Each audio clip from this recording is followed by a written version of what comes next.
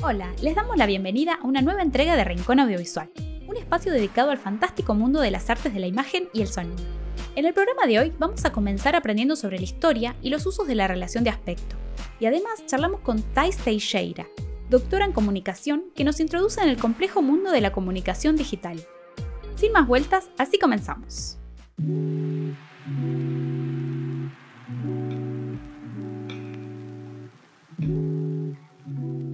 Podríamos definir la relación de aspecto como la proporción entre el alto y el ancho de la imagen. Generalmente se habla de ella con una división de números como 4:3 o 16:9, o con el resultado de las mismas en cifras decimales. Así, por ejemplo, 4:3 equivaldría a 1,33, que también se nombra como 1.33/1, señalando que la imagen es 1,33 veces más ancha que alta. Igual no se preocupen que antes de seguir con tantas matemáticas, primero veremos cómo nace la relación de aspecto y cómo ha evolucionado hasta la actualidad. La primera relación de aspecto fue ideada por el inventor y fotógrafo William Kennedy Dickson, trabajador del laboratorio de Thomas Edison.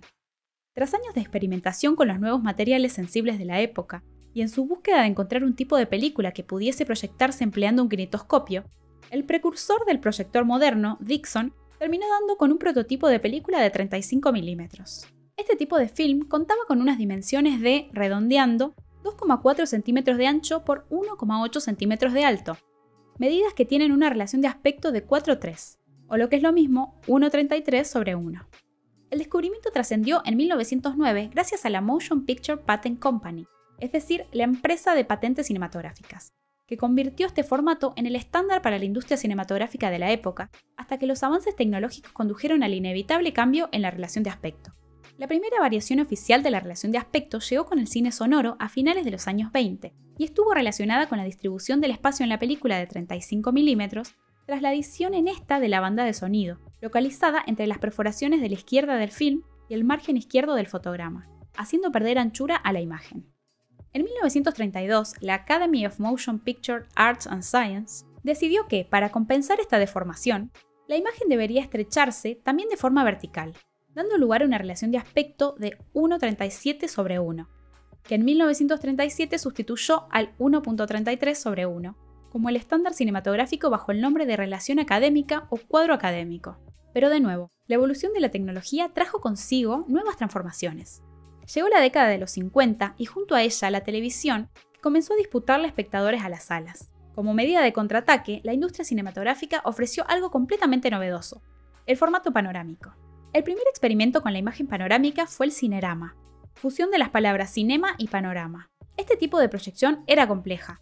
Utilizaba 3 cámaras de 35 milímetros que proyectaban simultáneamente a través de lentes de 27 milímetros sobre una pantalla curva, dando como resultado una relación de aspecto de 2,59/1, al combinar la imagen de cada una de las cámaras. Tanto el rodaje como la proyección en cinerama eran procesos excesivamente costosos a nivel económico y complejos técnicamente. Paramount Pictures decidió apostar por su propio formato panorámico en pantalla plana.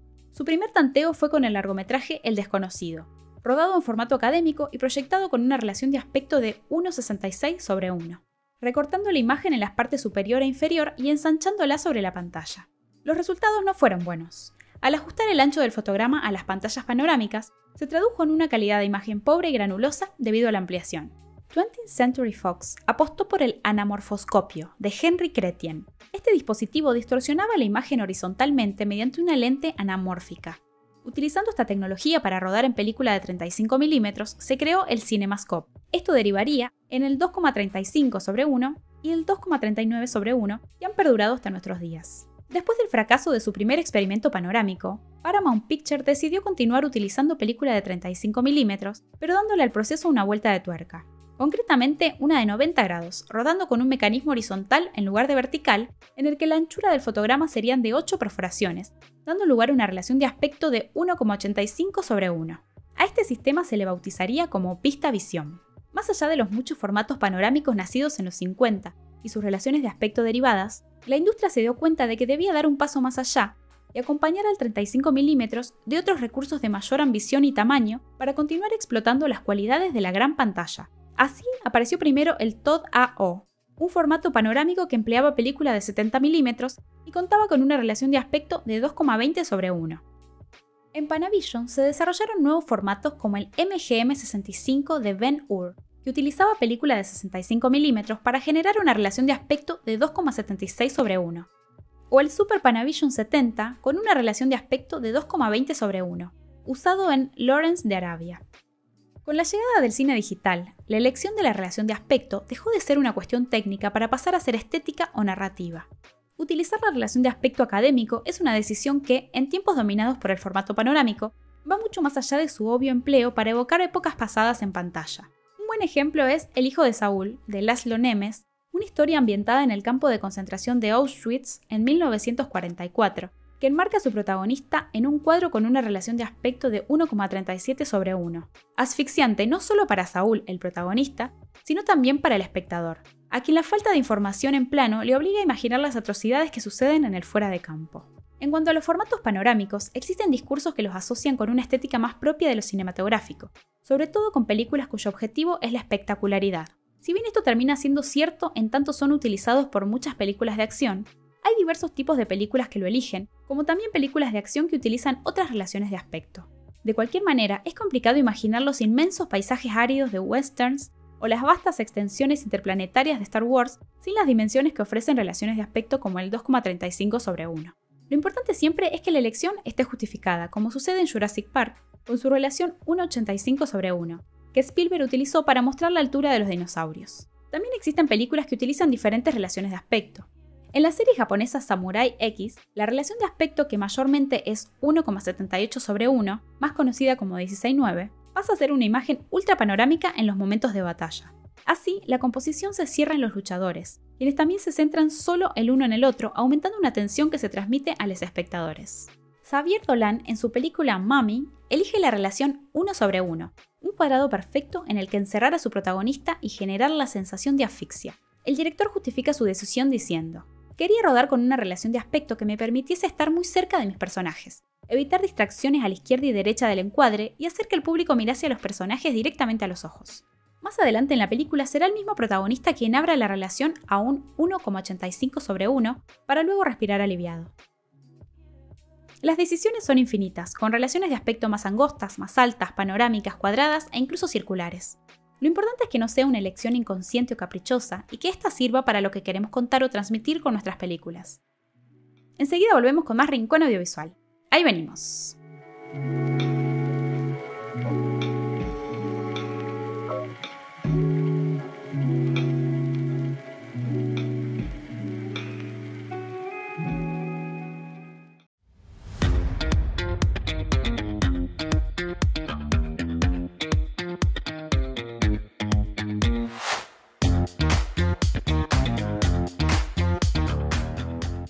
De vuelta en Rincón Audiovisual, y como les anticipamos, hoy nos acompaña Thais Teixeira, doctora en comunicación, que nos cuenta sobre el mundo de la comunicación digital.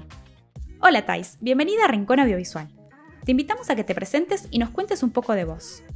Mi nombre es Thais Teixeira, yo soy brasilera, siempre me gusta arrancar con ese dato, que no es un dato menor, primero porque justifica mi tono y las cosas que uno puede siempre hablar desde su lugar de nacimiento. Yo soy doctora en comunicación, trabajo con comunicación desde los 18 años. Parece viejo cuando digo eso, pero es cierto. Tengo hoy 35 años y sigo trabajando con esa área que me fascina de toda la vida.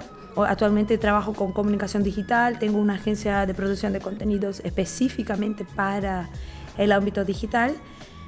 Y desde hace algunos años, y también soy docente universitaria, trabajo en la Universidad Nacional de La Pampa como profesora en la Cátedra de Semiótica aplicada a la comunicación y en el Seminario de Marketing Digital y Publicidad, que básicamente es el área donde yo actúo en el mercado laboral. Y bueno, la comunicación siempre estuvo ahí presente. Me gusta mucho esa mezcla entre el mercado y las cosas prácticas que uno siempre incorpora en su actividad profesional, con esa intersección con la investigación científica y con los saberes universitarios que yo considero fundamentales para la expansión de la calidad del sector de comunicación digital en el mercado. También esa intersección entre los saberes más intensos con una práctica que también es necesaria.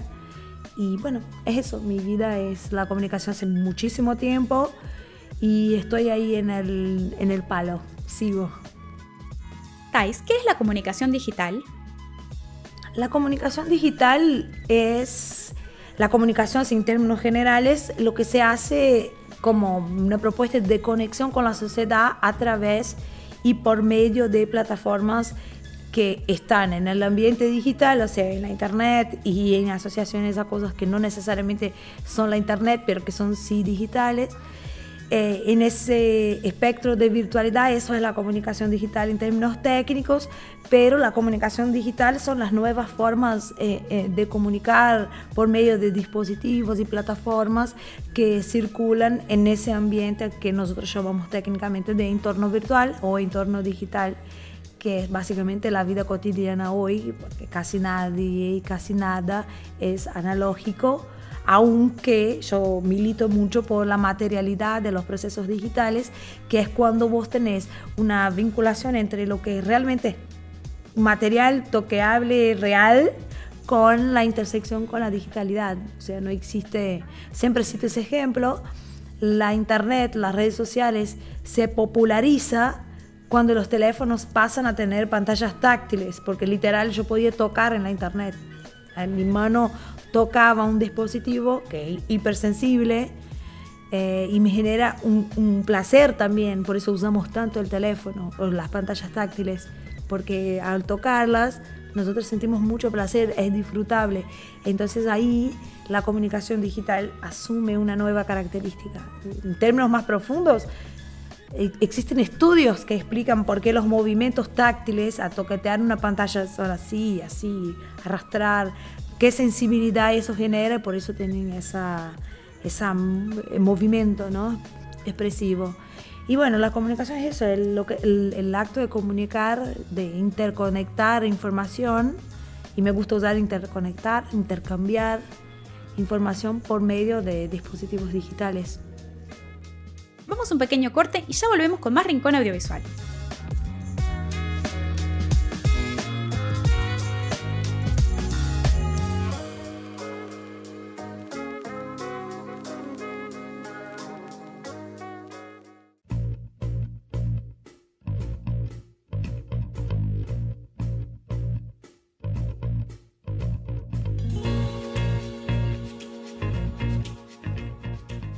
Acá seguimos con más Rincón Audiovisual junto a Thais Teixeira, doctora en comunicación y especialista en comunicación digital. Thais, ¿cómo se crea contenido sin perder la esencia de cada marca con la que se trabaja? Producir contenido para redes es complejo, o sea, es muy técnico, es muy estructurado, está muy en base a planificación, aunque las personas piensan que cotidianamente, bueno, yo veo algo y voy a hacer eso y eso es un contenido. Eventualmente pasa, hace parte del proceso creativo, pero eso pasa en todas las áreas de comunicación. A veces la información te cae en tu frente. Bueno, yo soy periodista de formación y siempre decían que el crimen pasaba a un lado del periodista, que era para que él pudiera registrarlo. Con la comunicación digital y las redes pasa exactamente lo mismo. A veces te cae de la nada algo y eso se transforma en un contenido, pero 90% de todo el contenido que circula en redes sociales en la actualidad es planificado, estructurado, organizado. Y eso es resultado también de la propia lógica que tienen las redes sociales, que es, bueno, nosotros vivimos en un mundo de hiperinformación, de hiperdatos, que es lo que nosotros llamamos Big Data, la excesiva cuantificación de datos. Entonces, al estructurarlo, que es una forma de lenguaje, la lenguaje estructurada, que es lo que cuando planifica nosotros hacemos, estructurar una diversidad de información en algo más acotado a que nosotros, cada ser humano, puede entenderlo. Entonces, cuando tenés eso en mente, pensar en la producción de contenidos para una marca específica sin perder su lógica es fundamental. O sea, yo trabajo para una médica, no es lo mismo que producir contenido político y comunicación política para un político. Entonces, tenés que adaptar las realidades, el lenguaje de cada área a esa lógica.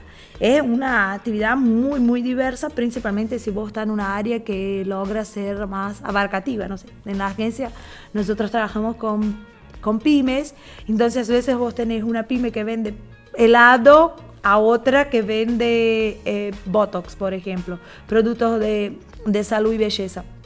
Entonces la forma de comunicar es diferente y va a serlo siempre porque el lenguaje es diferente. Entonces yo siempre digo que para hacer eso bien hay que estar muy dispuesto a abrirte y decir, bueno, necesito conocer el área, necesito estudiar, necesito entender ese lugar de enunciación para poder comunicar de una u otra manera. Por eso es tan fascinante también el universo. O sea, yo siempre estoy, y todo el equipo que trabaja con nosotros está siempre en contacto con distintos universos de saberes y conocimientos completamente distintos. Nosotros antes de arrancar la grabación hablábamos sobre dinámica, que estamos tan acostumbrados a percibir la dinámica como algo rápido, complejo, veloz, y dinámica, en el caso en particular que hablábamos sobre un contenido que habíamos hecho, era dinámica de máquinas, ya un concepto más de campo, de agronomía, de física. Entonces es bueno saber esa cosa de que, qué distinto, es novedoso, o esa información no es tan novedoso, pero es distinto a lo que estamos acostumbrados a pensar sobre la semántica de un término. Y bueno, para comunicar cada marca sin perder su esencia, ponerte a ser creativo y conocer el espacio donde estamos. ¿Cómo fue tu primera experiencia acá en La Pampa? Mi primera experiencia cuando llegué acá, claro, yo empecé trabajando en Argentina vendiendo ensalada de frutas y teniendo un doctorado, entonces las personas te decían, ¡ay, qué interesante! ¿Ves? A pesar de tener un título, vos seguís laburando y eso. Cuando logro volver a mi mercado laboral, y por decisiones personales, yo fui de mi país cobrando un buen sueldo, teniendo un excelente laburo y siempre lo tuve, pero decidí cambiar de vida, cambiar de país y arriesgar por decisión meramente profesional y terminé vendiendo ensalada de frutas, y ahí era un impacto tipo, ay, qué interesante, es una persona laburadora. Cuando yo vuelvo al mercado y vuelvo a trabajar en el área donde yo realmente tengo expertise, y eso no es el egocentrismo, no es eso, es mi currículum realmente lo valida, yo tengo expertise en eso. Hoy en día las personas ya, cualquier cosa que uno dice ya es mucho, ay, pero ves la arrogancia de poder decir, sí, es muy frecuente eso en mi vida, cuando yo digo, no, tal cosa pasa por eso. ¿Y por qué cito ese ejemplo? Para poder hablar del consumo. Cuando empecé a trabajar con redes acá, que vuelvo a trabajar con empresas locales, porque yo trabajaba con empresas de Brasil, y a la hora de producir contenido, que pensábamos la planificación, producíamos con la lógica que yo traía de Brasil y con mis clientes que tengo, los sigo teniendo en Brasil, en Colombia, Estados Unidos, o que sea, y llegaba acá y no andaba. El contenido no funcionaba. Le digo, ¿qué pasa? O sea, porque yo tengo todos los datos, toda la métrica, toda la estadística, y no andaba. Entonces hago una encuesta con un amigo que estaba haciendo un posgrado y le digo, ¿por qué no hacemos ese posgrado tuyo y tu trabajo de tesis final sobre el consumo en La Pampa, y vamos a entender cómo es el consumo de redes sociales en La Pampa? Y claro, era nada que ver con los números brasileños, con las lógicas, con el lenguaje. Cuando tenemos los datos en manos y yo veo eso, ahora ya sé por dónde empezar a producir contenido. Y eso sí fue un momento bisagra en mi carrera acá en La Pampa y en Argentina, que claramente entendiendo eso empecé a producir contenido y los contenidos empezaron a funcionar. Entonces el consumo es diferente, y entender el consumidor o el prosumidor, que es el término más correcto, entender la forma como el usuario consume eso, cambia totalmente la forma de producir comunicación digital. Hoy en día yo me manejo mucho más con números que necesariamente con la creatividad. O sea, la creatividad es un factor importante, pero ella solita no anda sin las estadísticas. O sea, vos tenés que saber qué es lo que va a consumir, cómo, por qué, horarios, qué tipo de producto tenés, número, métrica. Y a mí que me gusta datos, me fascina, me encanta, pero es muy común personas que son comunicadores no querer ir al lado de la comunicación digital porque es aburrido estar todo el tiempo chequeando estadísticas. Gracias, Thais, por acompañarnos en esta edición. Les adelantamos que pronto compartiremos otro programa junto a ella para conversar sobre la relación actual entre comunicación digital y política. Esperamos que les hayan disfrutado y les invitamos a seguirnos en nuestro Insta rincón.audiovisual y a ver los programas anteriores en el canal de YouTube de la Televisión Pública Pampeana, donde pueden encontrar montones de entrevistas interesantísimas, recomendaciones, historias y bloques educativos como el que les trajimos hoy. Nos encontramos la semana que viene en una nueva edición de Rincón Audiovisual. ¡Chau, chau!